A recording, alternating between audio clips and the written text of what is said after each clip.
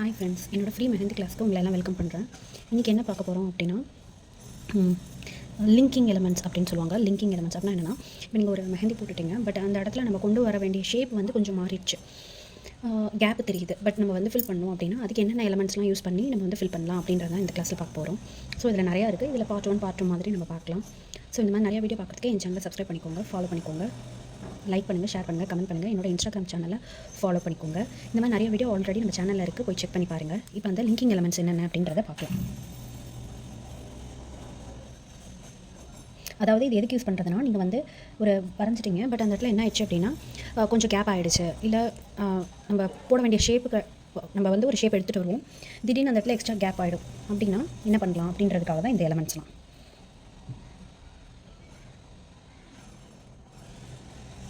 So நம்ம ஒரு சுரல் போட்டுக்கலாம்.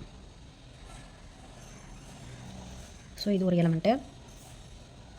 அடுத்த எலமெண்ட் வந்து இந்த கோடு எதுக்கு போடுறேன் அப்படின்னா, ஒரு இது வச்சுட்டு போடணும், அதுக்காக நான் போடுறேன். அந்த இடத்துல அந்த லைன் தேவைப்பட்டால் போடுங்க, இல்லாட்டி விட்டுருங்க. ஸோ நான் வந்து ஸ்விரல் போட்டு அதில் வந்து ஹம்பு போடுறேன்.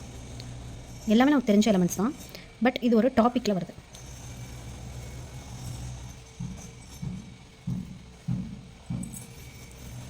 ஸோ இதை வந்து 2 3 பெருசாக கூட நம்ம வந்து போடலாம், இல்லாட்டி இது மாதிரி போட்டு முடிச்சுக்கலாம்.